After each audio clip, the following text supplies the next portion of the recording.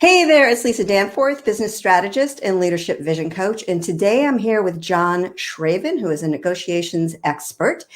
Really excited to have him on. I love the topic, which is negotiation is not combat, which for some reason LinkedIn wouldn't let me post. So I just wanted to put it out there because I just think that really is engaging and it lets us know a little bit more about what John's going to talk about. But before we jump in, wherever you're calling in from or dialing in from, if you'd post and let us know, whether it's a country, a state, Facebook, LinkedIn, YouTube, that would be great. And I also just want to share before we jump in and share all of John's brilliance, because I cannot wait to hear what you have to share, John. I want to talk a little bit about a couple of upcoming lives that I have coming up. Next week, we have Navy SEAL and teamwork expert Bill Atkinson talking about character and setting the example as a person and a team. October 22nd is Lisa Wilson, who is a leadership vision coach. She's going to be talking about the need for self-care even more now during the pandemic. October 29th is Paula Diaco, who is a book and writing coach. And then November 5th is Christine O'Neill, who is going to be talking about burnout in the time of Corona when we're losing our bleep and what to do about it. So I hope you can join us. And again, if you can just pop a little comment in to let us know where you're dialing in from, that would be great. I'm going to share a little bit about John, and then we're just going to jump right in and just have you start sharing things, John. So again, John is a negotiations expert. And what makes his work so different is that he starts with managing emotions, which is we can be completely hijacked with that. And I think that's just such a wonderful perspective to understand, to get that grounding within there. And then creating an awareness of the little nasties that can creep up during the negotiations. John uses a lot of stories to illustrate his point so that people can really, own their own conclusions rather than taking what it is that he's saying and moving forward. So John, thank you so much. Again, negotiation is not combat. I am going to put it over to you. If you can share a little bit about yourself and your work, that would be great. Well, thank you, Lisa, for having me. For the last 32 years, I've been negotiating civil cases, and along the way became a storyteller.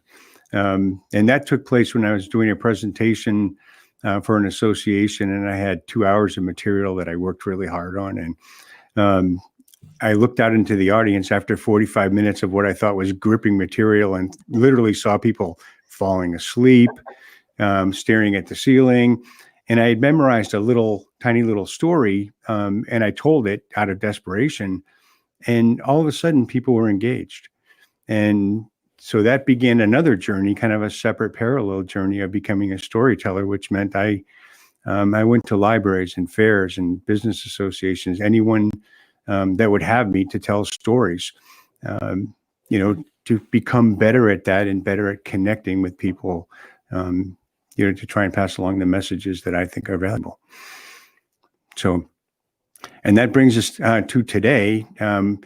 Primarily, my interest has been in the emotions and how they hijack us in negotiations, because I really do want today's takeaway to be a little bit of an understanding, maybe a shift of perception, that negotiation is accessible to everyone. And I know that there are a lot of people I've spoken to in the past, and probably a lot of people watching today, that think this isn't something that I can do because it's portrayed as combat. It's portrayed as tactical. A lot of the different things that you're associated with warfare. One of the popular books that people talk about is Sun Tzu and the Art of War, which is a great book, but it just helps popularize that kind of myth that negotiation is combat, and you have to be combat ready in order to do it. And it's just not true. So what I'd like to start out with is a story, to talk about one of the things that hinders us a little bit. And this is a variation of an old parable, and it's called The Three Blindfolded Men. So there were three men who were brought into a room, and they were blindfolded, and an elephant was led into the room, and each one of the men was brought to a different part of the elephant. One was brought to the trunk, one was brought to an ear, and one was brought to a leg. And each one of them was given a few minutes to familiarize themselves with that portion of the elephant. After a little bit, a man came in and led the elephant away, and the men were brought to a table. They sat down, their blindfolds were removed, and the same person asked them, "What is an elephant?" And the first man said, "Well, it's just like a snake. I could feel it undulating just the way a snake does." And the second person said, "No, you're wrong." He said, I was feeling it too, and it felt more like a sail. I could feel it waving in the breeze. I would have used it on a hot summer day." And the third person said, "Oh, you're both wrong. I had my arms around it, and I could feel the rough bark of it, and it was rooted to the earth. It was just like a tree." Who was right? The elephant was led back into the room. And these three men started arguing and beginning to fight when they looked up and they saw the elephant. They saw all of the elephant. And then realization dawned. So again, who was right? So with perception, that's one of the things that hinders us, is that perception isn't right or wrong. It just is.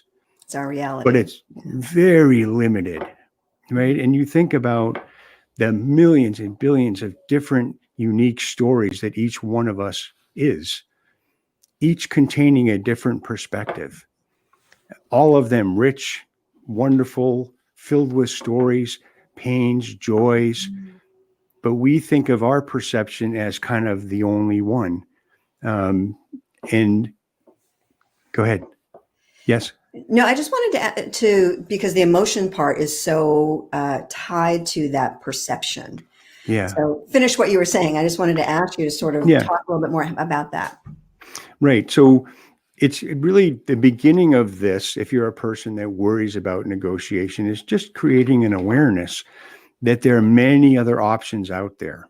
Mm-hmm. And where the emotion begins to tie into this is within our own personal stories. What is it about our life and the stories from our life that brought us to this point where we have a position on how to handle conflict that might be based on things we learned as children? It could be the things that kept us safe when we were kids. But we're still using those things. We're still trying to keep safe in the same way, where it might be running and hiding from a loud voice. It might be becoming louder and arguing louder, because that's what worked at a certain point in our life. But then as you become an adult and you start, engaging in the business world, engaging in relationships, sometimes that single strategy, that single perception doesn't work all the time. And sometimes not only doesn't it work, but it's harmful, right? And I really believe that all of us know in our hearts when something isn't working well, something that could be improved upon, but because we see the elephant only as a trunk or a leg or an ear, we don't understand that there are millions of other options on how to address conflict. And go ahead. Can you? I'm sorry. I keep interrupting you. There's just so much I want to know. You finish your story. Okay. But so what happens, what allows that to perpetuate that single perception on how to handle conflict has a lot to do with the emotions that come up. Because when you're a child, when you're a teenager, when you're a young adult, a lot of these kind of safety mechanisms and the stories that bring us to this point are based on worry and fear about safety. Mm-hmm. So I don't want to mislead anybody in thinking that conflict responses are always unhelpful. They have a really good purpose to keep us safe. And sometimes, even as adults, they're necessary. But it's about creating an awareness when that emotional trigger gets tripped in a situation where you might want to look at a different way of responding. I think it gives us a lot of lessons when we can observe it from above, from a meta view. Mm-hmm. Can you talk a little bit and share with the audience how you got into, because this is a different perspective. We don't hear this perspective often with negotiations. How did you come into this whole approaching it through emotions and perspective? Well, I would like to say that it was an epiphany, but it wasn't. It's my life. So in order to grow as a negotiator, I mean, I noticed things about my response to conflict when I started out negotiating. They were unhelpful things, and I could draw straight lines to where they came from. And I knew that in order to progress and grow, not just as a negotiator, but as a person, I had to be able to deal with conflict in a different way. And thankfully, I've always been surrounded by some really bright people who are always willing to share different perspectives with me. And so it was easier for me. I think I was blessed by that being surrounded by a lot of good people who had different perspectives was really helpful to seeing in an easy way all the different options that were available. That's great. Christine O'Neill is dialing in and saying she's watching from Vermont. She's also worked a lot with negotiations. So Christine, if you've got something to comment, would love to hear it as well. Yeah. Can you also share a little bit about when you started seeing this transition, really seeing what was happening, and you were operating from a level that wasn't necessarily working for you? What were some of the tools that you put into place that allowed you to transition? Because we get in a rut, right? Of this is how we our emotions just hijack us, like you said. Right. Yeah. What probably helped me the most was learning to pause. And there are a lot of things that we take as concrete rules. And one of them is when we're in negotiation, it's like a tennis match. Somebody hits the ball to you, you got to hit it back fast. And it's back and forth, right? That's not true. So, the movie Pirates of the Caribbean, it's not a code. It's more of a set of guidelines, right? And that's what this is like. A lot of the rules that we hear about, they're guidelines. So hitting it back and forth, and when we get into that pattern of back and forth, it's hard to think. But there's nothing wrong with grabbing the tennis ball in flight, holding it and looking at it, thinking about it, and then hitting it back. And that's what we're trying to do. And that's, one of the things that I noticed is that I wasn't pausing. I wasn't pausing to think. I was speaking first. And a lot of the times things that would come out of my mouth, I would think, why did I say that? It wasn't helpful to the goal I wanted to achieve on that day. And a lot of this I've been able to do also because I'm, I worked for law firms for my entire career, but I'm not a lawyer. So I was able to sit back a little bit and have a little bit of distance and watch and observe a little bit more than people who are, very involved and very close to all of what goes on in representing somebody. So it was a little bit easier for me to observe things over, thousands and thousands of negotiations and mediations, to kind of see what it was going on from, kind of like a fly in the wall perspective, what was working, what wasn't. And, and I could observe other people doing the same things that I could see in me and that it wasn't working that well. What great insight. And what were some of the triggers when you started seeing that you weren't pausing, right? And that you needed to pause? Because I think we see and experience life through the lens and we're not even aware. So what were some of the triggers that you found that highlighted, wait a minute, I need to catch this ball, look at it, think, and then respond? For me, it was loud voices and bullies. People who had kind of a bullying behavior, who pounded the table, who raised their voice. That would trigger me to hit that tennis ball back as hard as I could. And again, you look back in your life and you can see sometimes the stories that gave rise to that. Perhaps it was the way you were raised. Perhaps it was advice you'd received by somebody you respected at some point in your life, or maybe you observed it occur and you thought, well, that's something I'm going to try.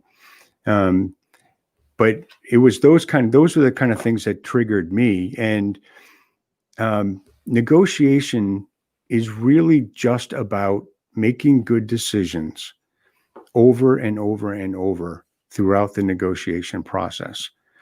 So you have to be able to slow it down a little bit. So at each step of the way, you can observe it as an individual decision.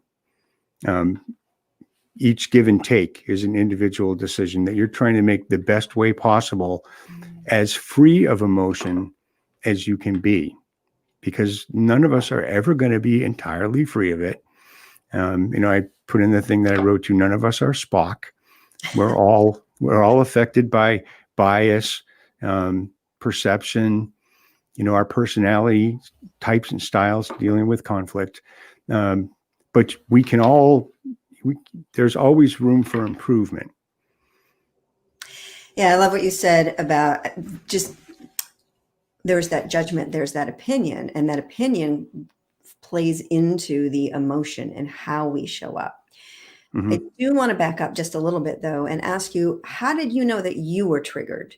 Like what was there a visceral reaction within you that made that because often we need a trigger if we've always behaved in a certain way.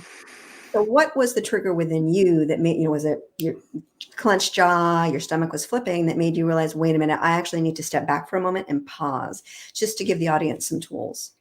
Yeah. It's all of those things, clenching your jaw, and you can feel yourself going tighter. And I mean, I can very, very early on in my career, I was very loud, such that they put me at the back of the office because I was so loud. And I was getting, whatever level the conversation went to, I matched it. Mm-hmm. And you can kind of feel that happening. And, again, this is something that I've, done a lot of self-reflection on over the years. And I really do think that we all can sense when what's coming up is going to be unhelpful. Mm-hmm. What's coming up, what's coming out of my mouth is not helpful. And so the more you're aware of it, the more it becomes a little bit easier to recognize it as it's coming, almost to the point where you can kind of smile while you can see it coming. You can kind of have that internal smile and say, hey, there it comes, happening again, and take that minute to just pause for a second. There's no, like I said, in the Pirates of the Caribbean, they're not hard and fast rules that you have to respond immediately, that you have to overtalk somebody in order to get your point across, that you must disagree with everything that comes out of the opposition, if you will. If the opinion they're expressing, you have to disagree with all of it. Mm-hmm. That's just not true. Yeah. That's great. Thank you. Yeah, our perception is our reality. And I, just to back up with the choice, the attention, once where awareness precedes choice. And knowing what the triggers are to look for creates that awareness and really helps us to make a different choice. Can you give a couple of other tools for people or even resources that would help people who want to transition out of matching someone, locking horns, that they could be more aware of? I know pausing is definitely one of them. I think pausing is the best thing that we can do in any area of our life before moving forward. I think one of the things that's really important is to make sure, and I think you reference this, that the best you shows up for that negotiation. And, years ago, I'm talking about 25 years ago or more, I had a dog, a golden retriever named Flatlander Ted, and he was probably 13 years old. And he was getting to the point in his life where getting out of the house was becoming really hard for him. And we had a split level. So we had a stairs up to a landing, up to the other set of stairs where the bathroom was. And I had to get up really early one morning to travel to New Hampshire for mediation. And I'd gotten up early, taken a shower, got my suit on, but my socks were in the dryer. So I had to go downstairs. And on the way down, I found that Ted left me a present. Ooh. And it was a cold present.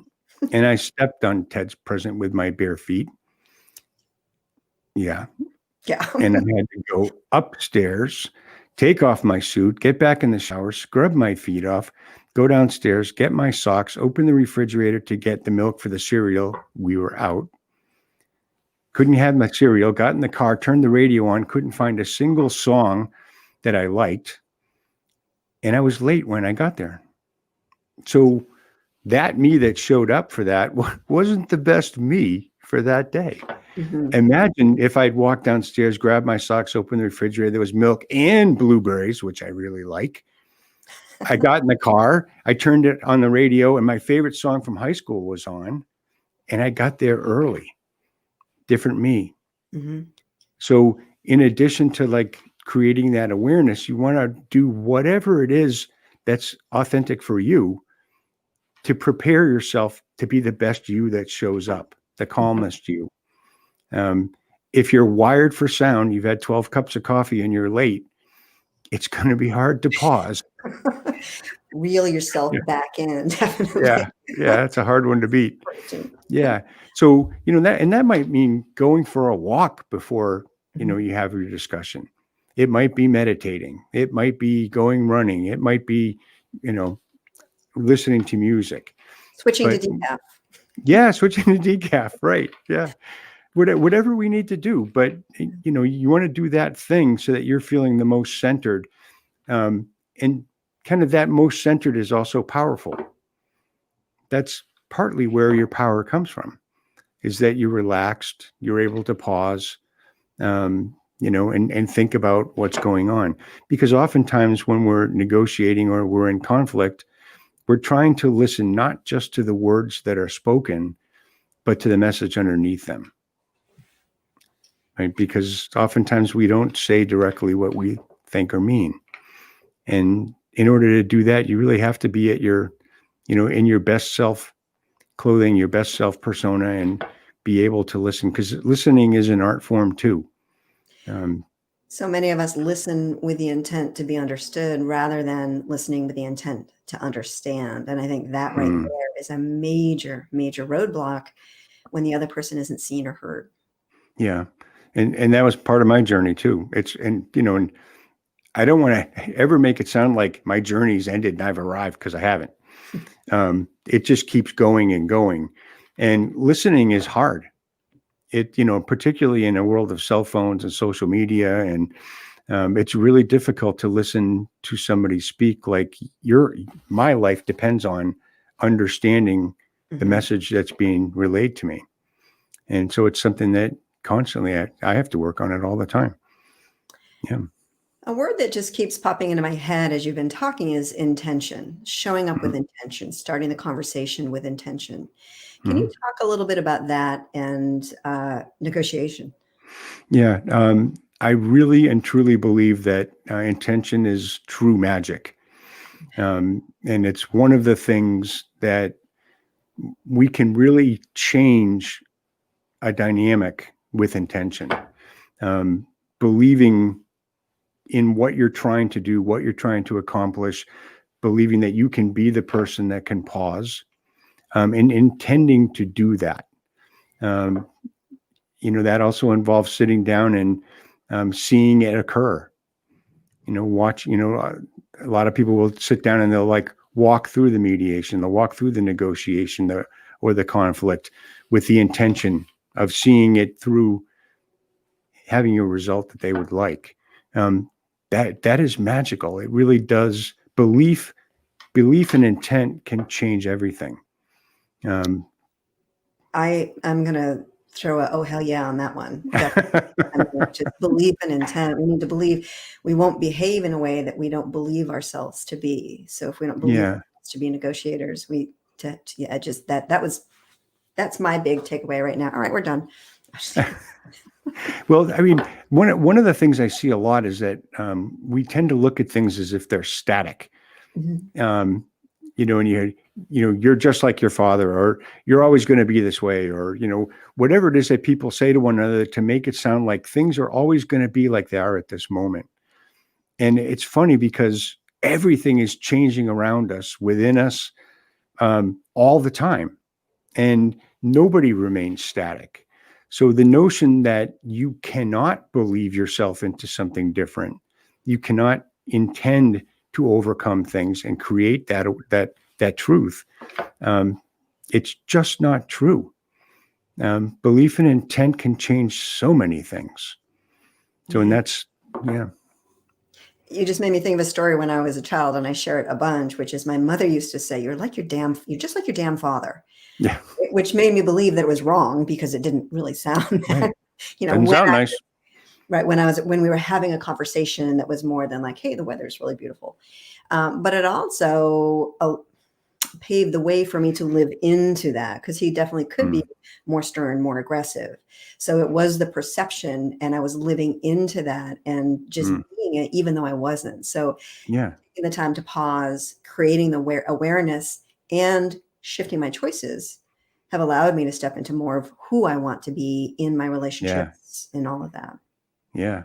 Yeah. Proof Yeah. that it works. Yeah, I am Yeah. just like my grandfather. Can you talk a little bit about habits? I mean, we need to set up some habits, right? That intention, the habits, and all of that support us either pre-negotiation, during the negotiation, or post-negotiation. Okay. I mean, belief and intent are part of changing the habits. I'm trying to think of a good example. What are Go the ahead. things that you've put in place? Because you were saying that pausing is definitely a habit. And that's why I wanted to ask you, what is the trigger for you so that you can sense that and understand that you want to shift into a new habit? Well, one of the things is identifying the stories, or why is it I react a certain way? Where does it come from? Maybe it's a story, maybe it isn't. But once you start identifying the genesis for those emotional triggers, all of a sudden you can see them way before they happen. So I can see the fella. I remember we were at a negotiation one time, and there was a man on the other side of the table who was literally pounding the table, and his face was turning purple, and I thought his head was going to explode. And it served no meaningful purpose, right?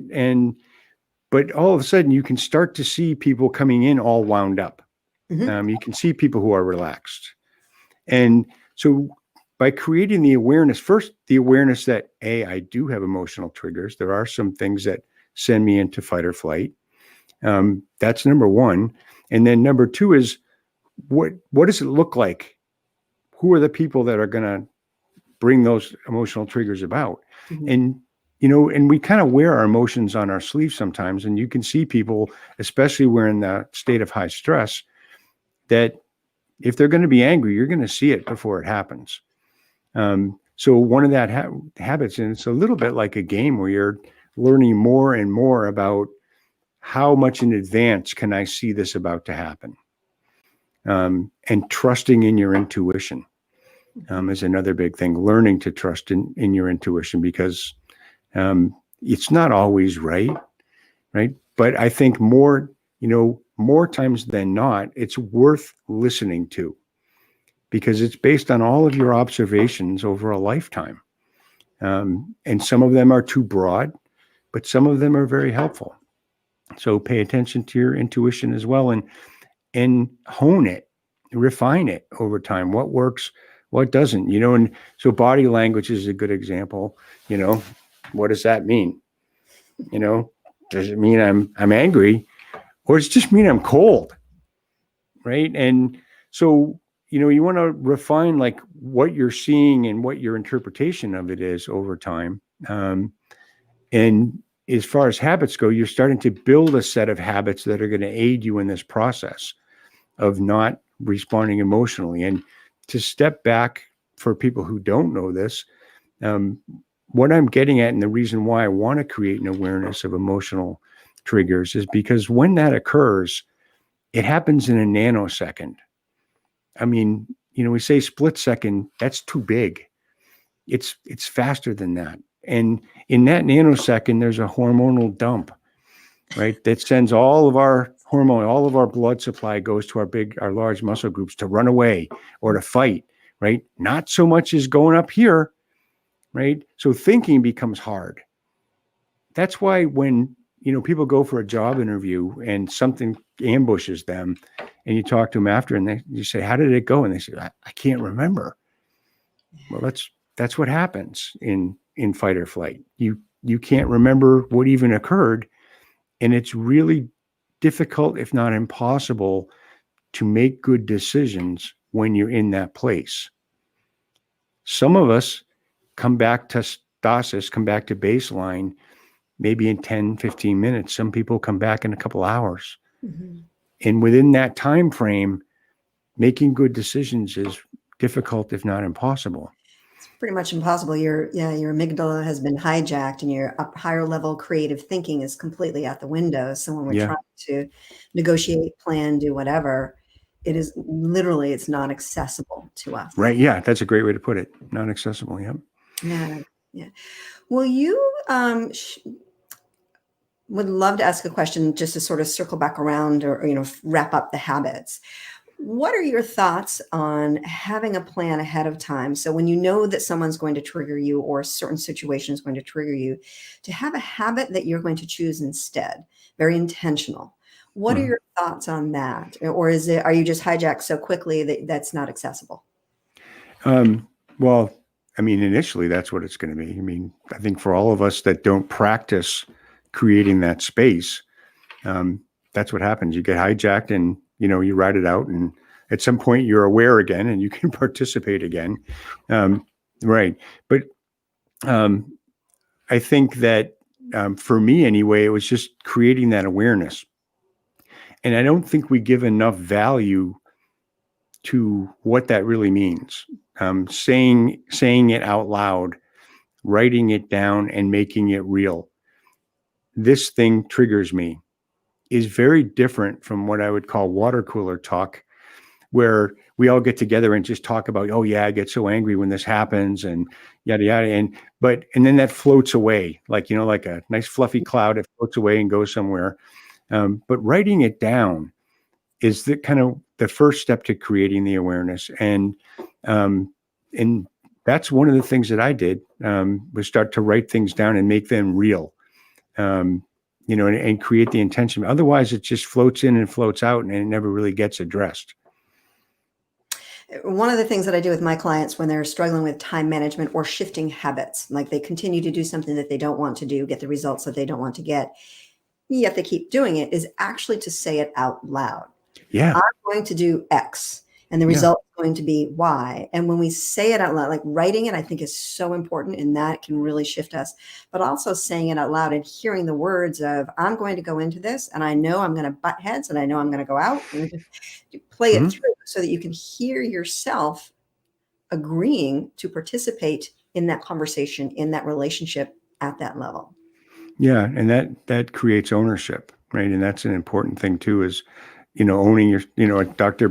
Brene Brown talks about owning your stories, which I absolutely love, um, because you really have to own all of these things, and that means speaking them out loud, thinking about them, taking credit for the joys and happinesses, but also the mistakes, and the things that you have regrets about. It's the whole package.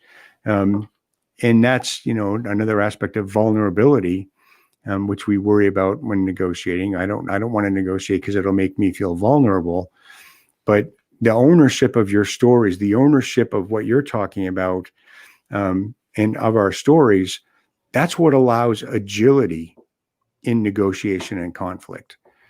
Because part of what we're heading towards is authenticity.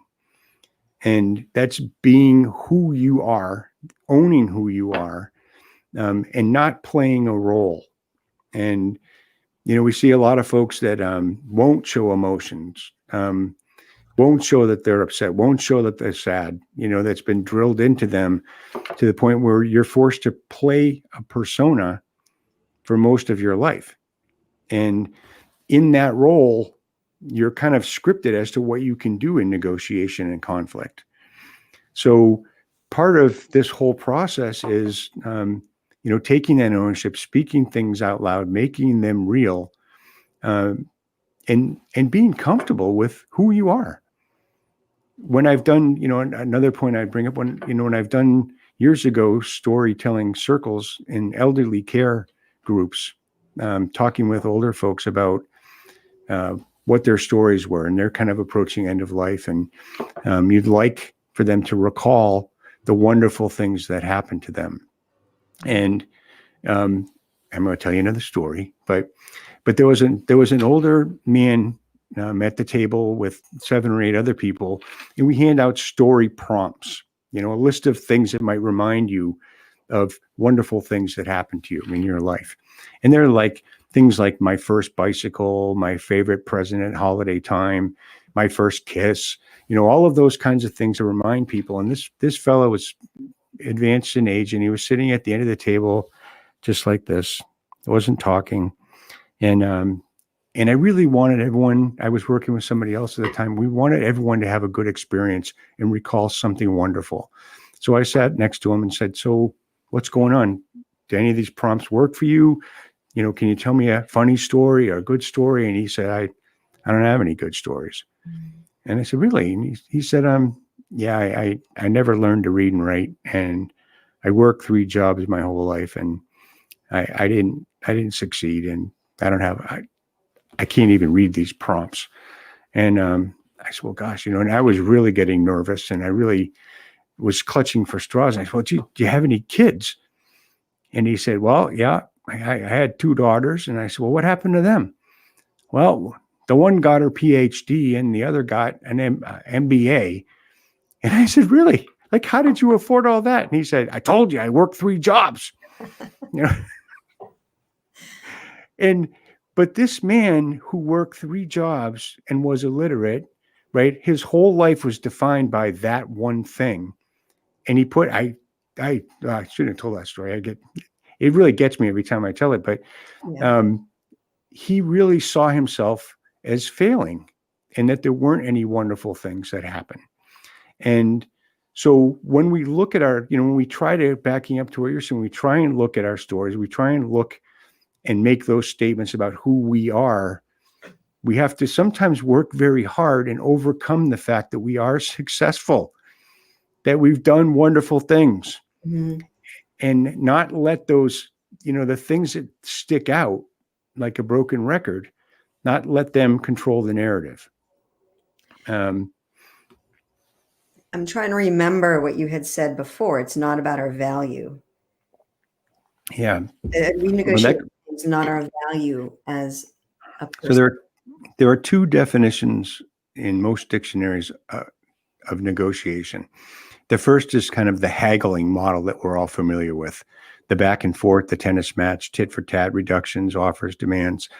But the second definition is negotiation like I negotiated a curve while I was driving my car. I overcame an obstacle. And I really love that definition, because in the first one, it's oppositional. One person, one party against another party, back and forth, back and forth. And it has a greater likelihood to feel personal when you frame it in that way. The second definition is about overcoming an obstacle, getting around a boulder, getting around a curve, getting through a store at holiday time, whatever it is, whatever obstacle, you're getting a job. And all the people who are part of negotiating that obstacle, right? They may be on the other side of the table, but the goal is, how do we remove the obstacle that's in front of all of us? And that creates a whole different way of looking at it, where it's a thing. We're negotiating about a thing, the obstacle. And I can't think of many things or many times when we're going to negotiate who we are inside. But boy, does it feel like that sometimes. Sometimes and that's where we want to create that awareness, because if I'm negotiating something that has a dollar amount, maybe a car, I'm negotiating a settlement of a civil case that involves a number. It represents a lot of very sometimes real and tragic things, but you're negotiating over this number or this car, or asking, a divorce, which can be contentious, the things that are in the divorce. Okay? But by recognizing that it's the things that we're talking about, it's much easier to step back and create that pause when it starts to get triggered, when it starts to feel like, oh, this is just what it felt like when I was attacked 3 weeks ago or 20 years ago. But I'm talking about a thing. It's not personal. Most negotiations aren't personal. The thing that people certainly know, and I don't want to forget to mention, is that there are people that are going to create a personal attack because it's a tactic. And so it doesn't mean everyone's going to be listening to the seminar and say, okay, great, we're all going to be like this. That's not realistic. Yeah. Some people are just that way, and they'll take whatever advantage they can, even if it means reaching in and pulling a string, or pulling that emotional trigger to send you off where you can't think straight anymore. But it takes oxygen to create flames. So recognizing your emotions, creating a pause and awareness, and then responding is denying the flames oxygen. Unhooking from the aggressiveness of the other person. Yeah. Like, we can so easily get hooked. I like said that with just taking the oxygen out of it, because it does needs the other half. And can you talk about when you do this? Because one of the things I talk about in communication is we agree to participate. We agree to dance that dance with the other person, whether it's with our spouse, with our kids, with our friends, with a colleague, whatever. Can you talk a little bit about that, and how we can have more of an awareness of how we're agreeing to participate in that? Agreement. That's an interesting way of putting it, because that's what we're doing. I think, again, it's not obvious all the time. I mean, it happens so quickly. I think that what we first have to recognize is that we don't want to do this thing, that we don't want to give an argument oxygen, that we don't want to inflame the conflict. That would be step number one, because you have any negotiation is, what's in it for me? That's like the first question that you ask about, no matter what it is. What's in it for me? And I know that sounds really selfish, but in a situation of why don't I want to agree to inflame this, or allow myself to get caught up in this tennis match, what's in it for me is peace of mind, successful, a successful negotiation. So, and if those are the things that you want, then you have to understand that there are some things that I'm agreeing to without much thought, but I really don't want to. And I guess maybe what we're both getting at is that there's a fair amount of introspection that goes on in this process. I don't want to agree. Go ahead. No, I'm agreeing with you. There is a huge amount of introspection that we need to do in order to move out of where we're stuck. Yeah, and that, and pardon me if I'm going off from here and there, but introspection, like I told the story about the older fella, when we look at our stories, we look at the stories from our life, and we seize upon like the stories of shame, the stories of sadness, where I felt like I was alone in the world. And, that I am so unique in that regard. I'm the only person that's walking around with a shame story or an embarrassment story or those kinds of stories. It's not true. We all have them. All of us, every single one of us.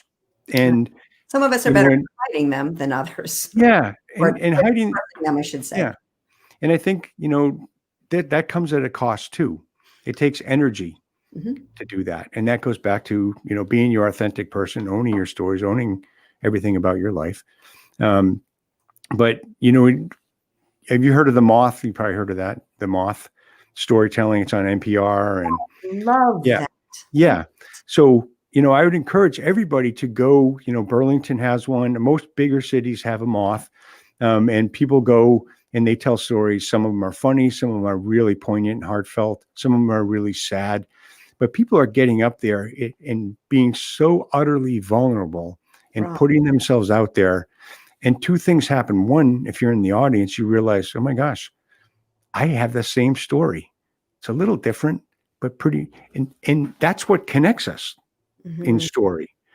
And so you realize that, and then you realize I'm not unique, right? And I think if all of us could let our guard down a little bit and be a little bit more vulnerable, Mhm. it would be so easy to see how connected we are through our own stories. We could meet each other a little bit more Oh, so down much faster. and Yeah. I just want to say, Sarah Monroe said, reminds me of the classic Getting to Yes, finding what everyone needs and wants in negotiation, especially things that don't cost you anything but mean so much to others. Can you Yeah. talk about that just a moment? Um, Getting to Yes. yeah. Well, the one thing I will say about getting to yes that I have an issue with is that it assumes everybody is a rational actor. That was one of the things that later got, that the authors talked about. Um, but I don't want to lose the point here. Um, Finding out what people's needs are is very important because oftentimes they're not stated, um, and you have to do a little bit of digging. But that's where agreement lives. Agreement lives in what needs need to be satisfied in order to reach that agreement. And in when you're talking to some like hardcore, um, non-emotional, if I could use that term, people, aggressive people, when you bring up needs, I mean, they roll their eyes so far back in their heads, because they're just used to dealing with concreteness. Mhm. All I want to know is the number. All I want to know is the price. But the needs are really what's driving all of those things. Emotions. Yeah. Yeah. And that's kind of what our talk is about today is really what are all of these things, the needs, emotional triggers that are the very foundation of communication and conflict. And one of my pet peeves is that a lot of the books that are out there, not getting yes, but a lot of the books are tips and tricks and tactics. Mhm. Read this book and you'll never lose the negotiation again. And I just think, oh God, I better read that book. I'm still not there. uh, but the problem is that when you learn the tips and tricks and you don't take care of the foundation first, Mhm. the tips and tricks are only going to get you so far. And if they don't work, then you have a tendency to go right into fight or flight because the few little things you learned, No more tools. they blew up. Yeah. Yeah. I remember when I was going through, Great question. Thank you. yeah, thank you, Sarah, for jumping in as well. And Christine, we'd love to hear from you if you're still on here, because I know you've got a lot of insights on this as well. And I just want to share, I took a facilitators course with Tara Moore, who has a Playing Big program. And she really does a lot with women, but it's across the board. She did this Mhm. piece on negotiation. And what I walked away from all that she did was our first negotiation starts with ourselves. We Oh yeah. negotiate ourselves down often, right? Yeah. Before we're jumping in. Yeah. I have not finished this book, but it's a professor from Columbia, who teaches law and mediation. And that's her first couple chapters are about the first negotiation begins with you. And I was so glad and grateful to see her write that story, that book, because that's one of the first times I've read a book that talked about it in that way. And that's really important in making this accessible to everyone. Um, and that's, what I hope is that, people who say, oh, I'm a people pleaser, I can't ever do this, or, I'm afraid of conflict, I can't ever do it. Mhm. It really all begins with just being able to say, no, thank you. I love the simplicity of that. Really, I mean, and if you're having difficulty, just start saying that and then moving forward. And you were just sharing some resources. Can you share two or three more resources for people who are looking to up their negotiation skills and feel more confident? Yeah. I will tell you that the best book I ever listened to, that's not about negotiation, but it's the best book about negotiation, is The Biggest Bluff. And I believe it's Maria Konnikova, Konn. Yeah. And she was a behavioral PhD, behavioral psychologist, never opened a deck of cards in her life. She wanted to learn about good decision making. So she hired one of the world's greatest poker players, Texas Hold'em, to teach her that game. And how I got to that was I read a lot of studies. I really love finding quirky studies on various aspects of psychology and negotiation, linguistics in negotiation. What words do we use? We can talk about the word winning later. But she wanted to learn about good decision making, and it's really her journey, unabashed, really honest. It's not about poker. But anyway, back to what I was saying. I started reading studies about game theory. There are a lot of pitfalls to that, but a lot of early on negotiation stuff, like pre-'80s, that's really all everybody had to model negotiation. And when you threw emotion into the mix, it became nearly impossible to model it. And this one study on game theory suggested the best model for negotiation style decision making that was real, not role playing, was Texas Hold'em. And that led me to her book. And I, every chance I get, I tell people to listen to it or to read it. It's an absolutely wonderful book. They'll teach you more about negotiation than almost any book I can think of. So The Biggest Bluff book, which is awesome. What's your next resource that you'd recommend? Gosh, I wish I had his book in front of me right now. There's a professor out of Norway who's a linguist, and he writes small, sometimes little academic books on linguistics and conflict. And what I really got from that was how language is applied, essentialist language and non-essentialist, and I'm probably not using these terms correctly. But people who define words as a word has a very specific meaning versus people who say that words have meaning in specific contexts. And the example that was one of my greatest takeaways was the word win in winning. So we are a culture of winners. We talk about winning. We revile losers. But the truth is that winning, right, has a context. It means something when we agree beforehand what the rules are to declare a winner. So a basketball game, a baseball game, a political race, we agree who gets the most votes, who scores the most baskets will be the winner. Outside of that predefined context, what does it even mean? And that's another thing that prevents people from engaging in discussion and conflict, is they're worried that they're not going to win, that they're going to lose. And in almost most negotiations, and I can't put a statistic on it, but there's no winner or loser. You got close to your goal. You got within the range that you wanted to get to. But nobody at the end of it's going to put a sticker on you that says winner or loser. And somebody might try. But somebody afterwards might say, oh, you won, huh? Did you win? Right? And so you feel bad if you can't answer that question. Right? They shouldn't have asked it to begin with. Right? Because it really has no relevance to doing it. We're trying to get into an area that's reasonable for us. Right? And an area that we can accept and feel pretty good about it. That we did, because what conflict is a clash of perspectives. And so it's very hard in a negotiation for people to both get exactly what they want. That's why it's negotiation, right? Yeah.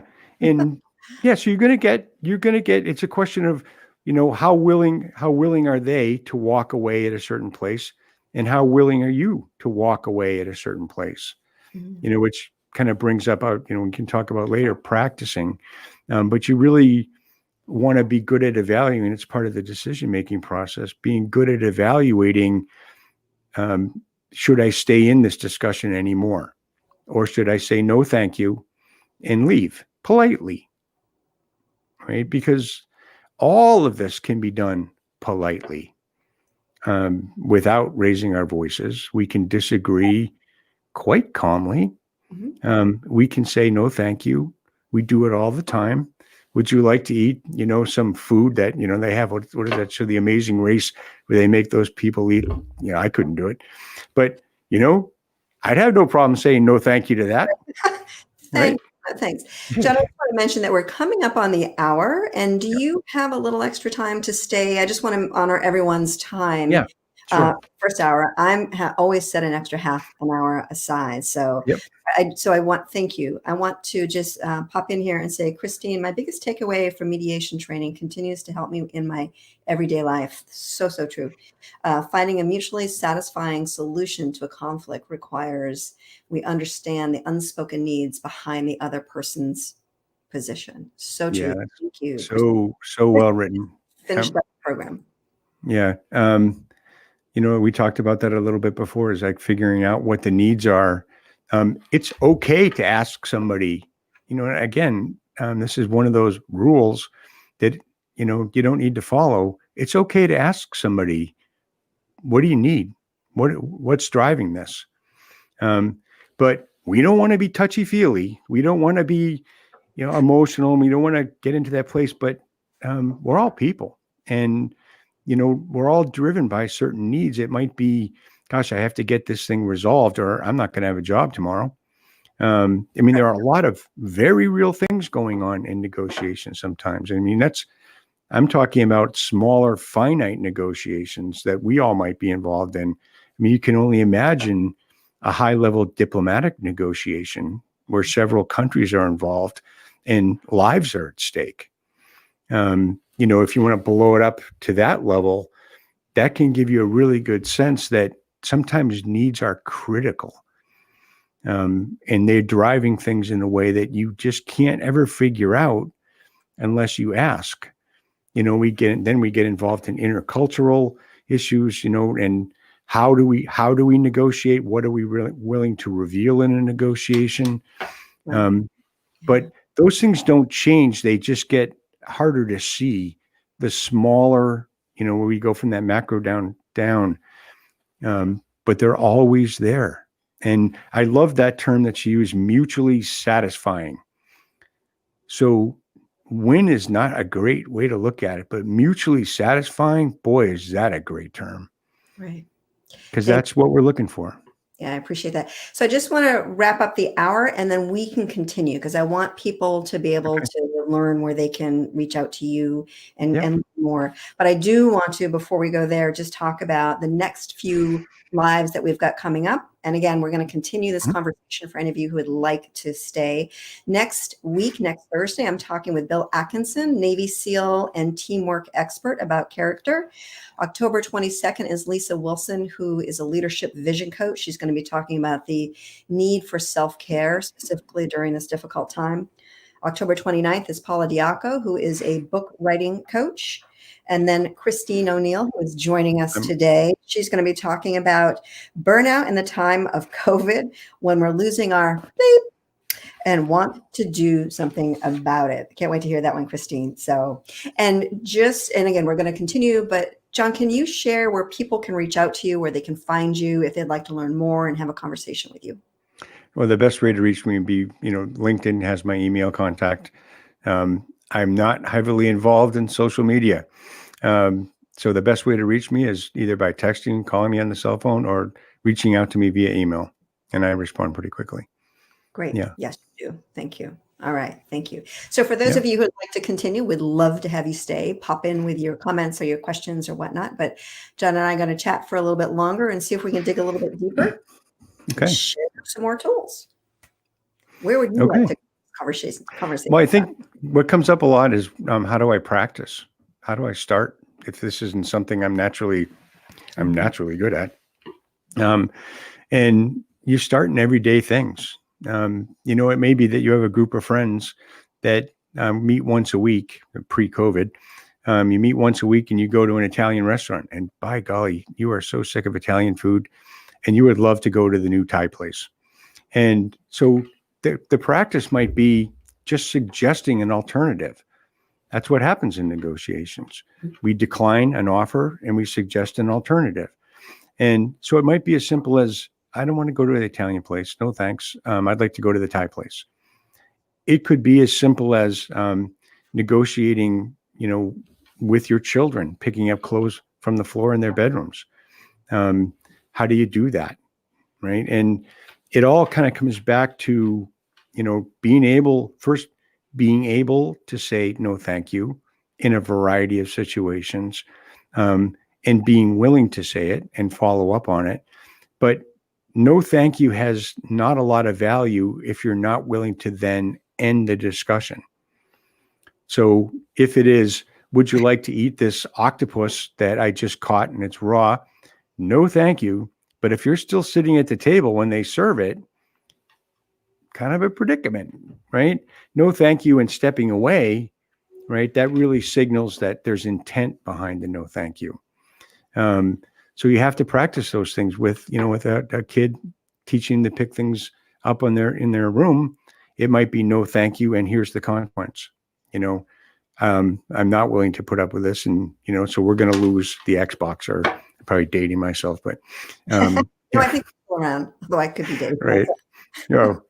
But there has to be a follow-up to it. And that's a really important consideration in negotiation. They have a term called BATNA, the best alternative to negotiated agreement. But what that means and what you're really doing all the time is assessing, do I have an alternative that's better than what's being offered right now? A good example would be, I'm contemplating a job offer. It's reasonably close to what I was hoping to get for salary. The benefits are fine.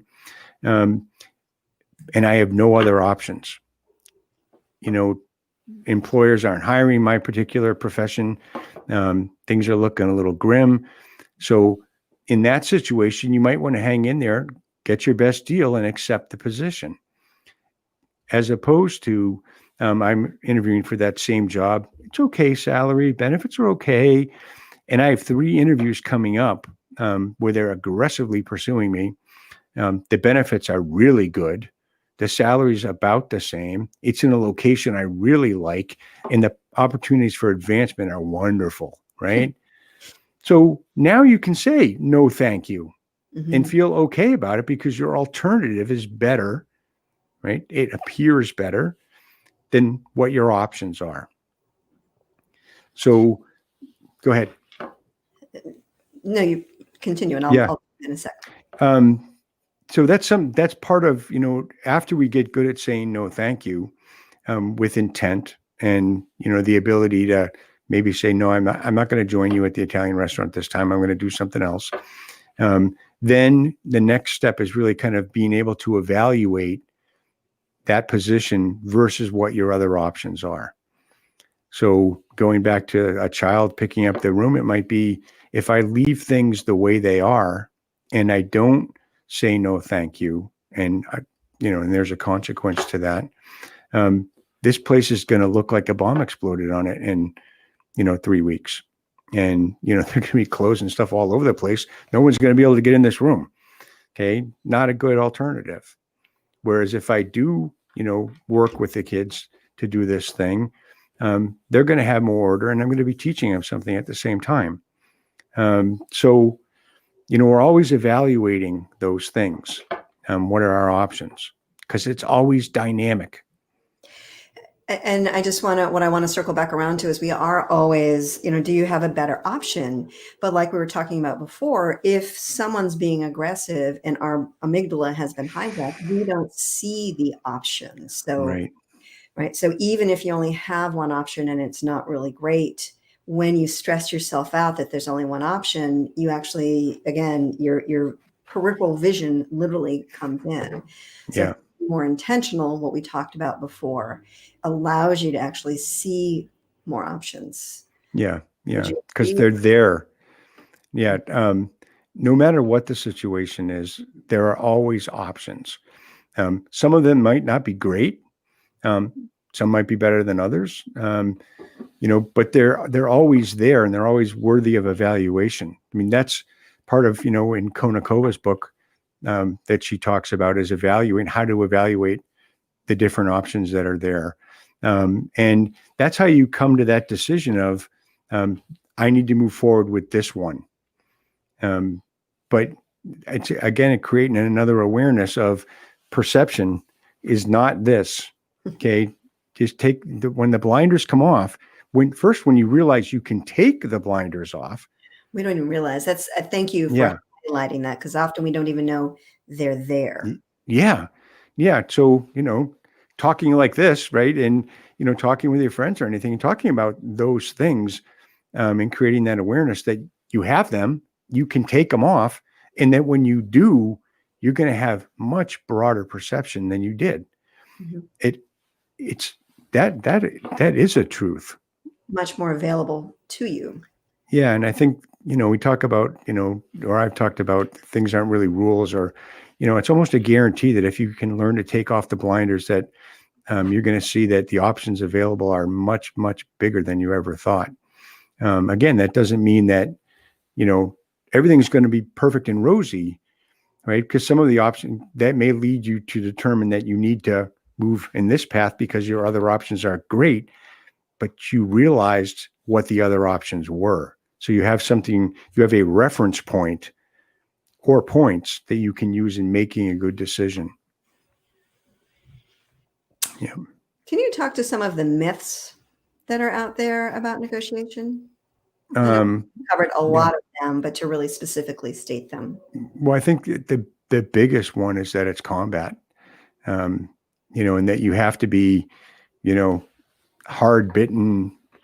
You have to go in there with ammo packs, and you need to be tough and be able to live in the jungle or something, in order to be able to negotiate. But the people who are really, really good at it, and I'm not talking about me, I'm talking about people I look at and just say, oh my gosh, you're not going to find a loud voice amongst them, because people that have done it for 25, 30 years let go of that along the way, because that's such a limiting way of being, seeing it as combat, or seeing it as, a war to be won, or crushing my opponent, those kinds of ways of looking at the perceptions of it.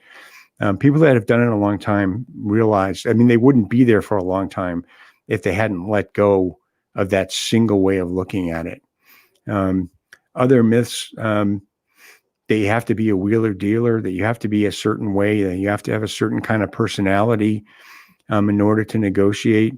When we watch movies, when we watch trailers, and you see how they portray negotiators in the media, it's, they're not portraying them to show you how to be a negotiator. They're portraying them to sell tickets or to sell books, or, whatever it is. But, you look at somebody like, and I can't recall her name. She testified in the impeachment hearings, long-term State Department employee, and she's an ambassador and she's now at Georgetown, facing withering, I'm not taking a position on politics, but taking withering questions from one side, and sat quietly and listened and found the question in the vitriol and answered the question. There was not a reactive response to the kind of comments that she was getting, but she was able to see beneath that, hear a question, and answer just that question. I thought that was magical, and a great lesson to everybody. I apologize, I can't remember her name. You're making me think. I listened to a podcast by Simon Sinek recently. He interviewed a woman, and it was about, oh gosh, I just had it in my head. Stream listening. Mm-hmm. Really fascinating that we don't listen with the full intent and the curiosity to meet the other person and to even influence them. Not that that's the intention, but when the other person feels seen and heard. That was just such a great podcast. Extreme listening. Yeah. I think the single greatest gift that you can give another human being is listening to them. Mm-hmm. It doesn't get any better than that. Yeah, because creates, I mean, yeah. I just want to say, Sarah Monroe, I think she's jumping off. Just want to say thank you for this session, thought-provoking as always. I'm really glad Okay. to have you on, John, because your message is so, so important. If someone were interested in becoming a negotiator or to learn more, what would you recommend for them? There are a lot of courses that are available. I mean, certainly if you're interested in kind of the place to go, the Harvard program on negotiation, Pepperdine University also has programs, I believe, in negotiation and mediation that are really, really wonderful programs. But, and there are certain, there are things you can do on your own. I don't want to decry any of the books that are out there. They're all very helpful, a lot of time-tested things, a lot of really good people writing it. But so you can read those things, you can try out those things and practice, or you can go the formal route to learn how to do it. The most important thing, no matter what you do, if you're going to, take a formal course or read a book, is you have to find a way to practice it. Because it's only in trying it out, failing, which is an excellent, wonderful word, right?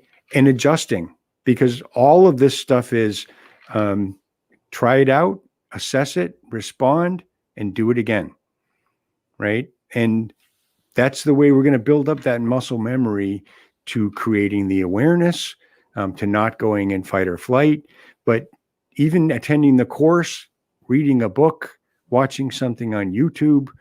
They're going to give you the information, but finding a way to practice it and then assessing, debriefing after you did it, introspection. If it's not working, why isn't it working? All of those things are really going to put you on the path. If you can find a job that requires it and you take a course, that's a wonderful thing. There are a lot of people offering courses. Great. Thank you for that. Are there any questions that I didn't ask you that you would have asked yourself? Great question. I can't think of any. Okay. I think we covered an awful lot of ground. We did cover a lot of ground. Thank you. And I Okay. really appreciate you sharing Oh, your it was such a pleasure. brilliance and all of it. So again, can you share again where people can reach out to you?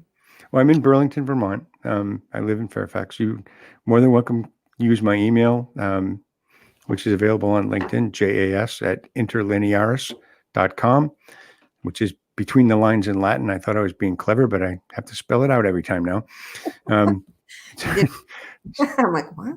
Yeah, right. I know. Yeah, so contact me via email. That's probably the best way. But if you have questions, I'm involved in negotiation consultation, people who are actually involved in negotiations. Lately, folks who are applying for jobs and want to kind of break that down. We didn't get into some of the foundational things of, above the level we're talking about now, but preparation is a huge thing in negotiating. How do you prepare for it?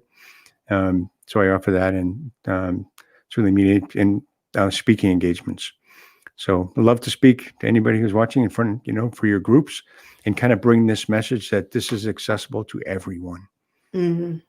It's good to know that you like to get out there and speak. You're clearly passionate. This is definitely your mission. So okay.